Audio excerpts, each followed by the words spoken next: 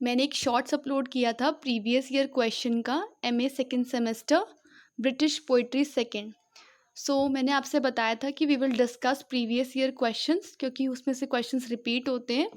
जो first question मैंने लिया है that is the age of transition. ठीक है, एक क्वेश्चन आया है, write a short note on the age of transition. तो उसमें आप क्या क्या पॉइंट्स लिख सकते हैं, I will explain you in Hindi. The period 1604 to 1674, ये नोट्स है इंग्लिश के, और मैं आपको जो एक्सप्लेन कर रही हूँ वो हिंदी में कर रही हूँ ताकि आप इजीली उसको अपनी लैंग्वेज में भी एग्ज़ाम में लिख पाएँ। जो 1608 से 1674 का पीरियड था उसे हम एज ऑफ मिल्टन कहते हैं। ठीक है, और इसको प्योरिटन एज का भी नाम दिया गया है। ये इंग्लैंड का हिस्ट्री का एक बहुत ही कॉम्प्लेक्स पीरियड माना गया है, और ये भी माना गया है कि इसमें इंग्लैंड जो है उसका एक ट्रांजिशन हुआ। ट्रांजिशन कैसे, वो मिडिवल आइडियल से एक मॉडर्न एज की तरफ बढ़ने लगी।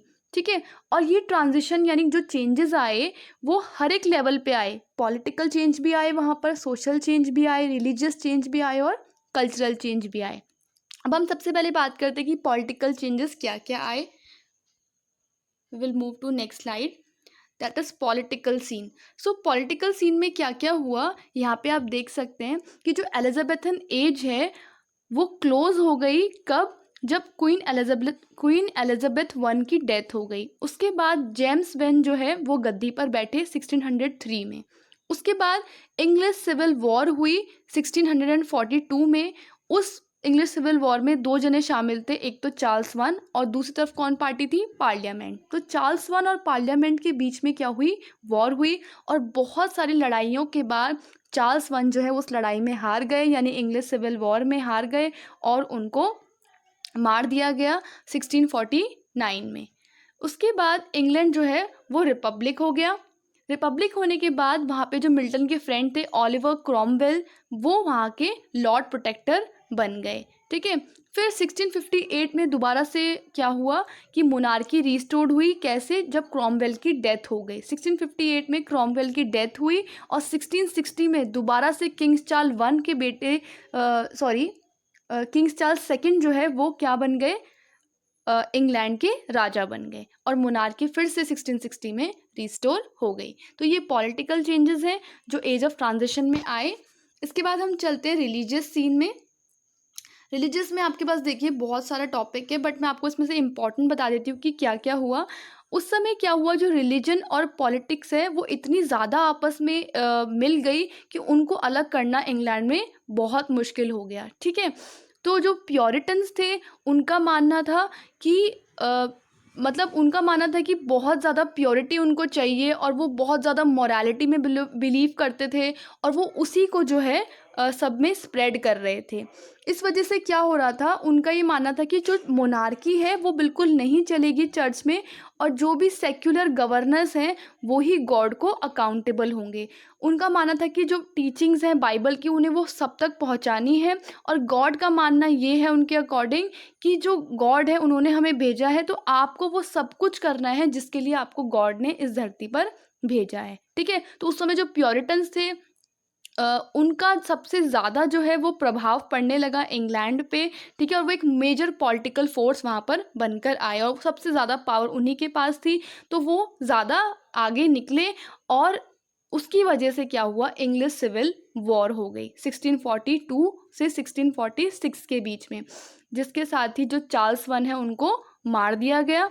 और रिलीजन जो है वो नेशनल और पर्सनल दोनों तरह की लाइफ पे डोमिनेट हो गया।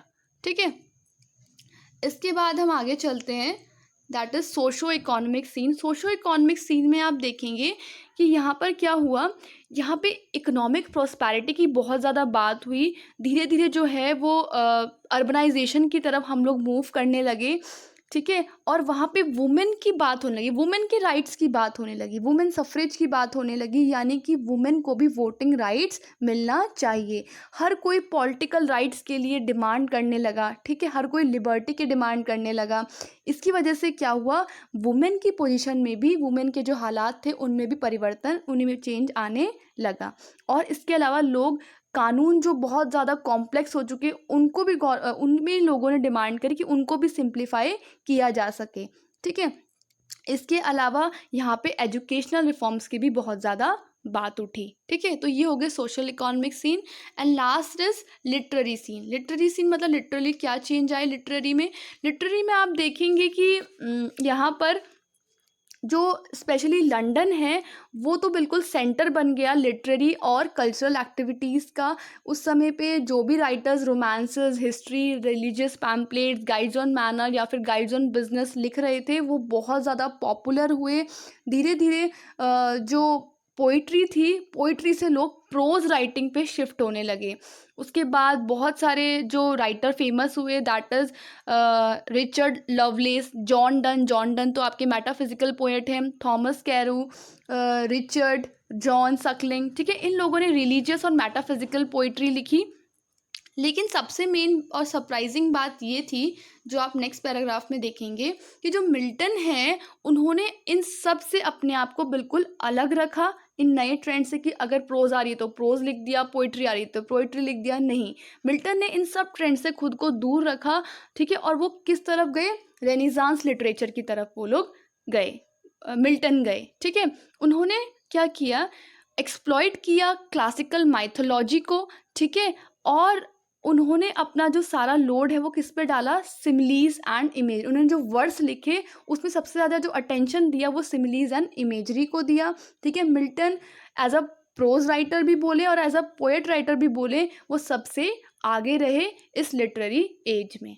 ओके, तो ये था आपका क्वेश्चन जो हमने एज ऑफ ट्रांजिशन डिस्कस किया। ठीक है, ये आपका प्रीवियस ईयर क्वेश्चन है जो एमए इंग्लिश में आपका आया है। आने वाली वीडियोस में हम एक एक करके सारे क्वेश्चंस को डिस्कस करेंगे। Okay, that's it for today. Thank you so much.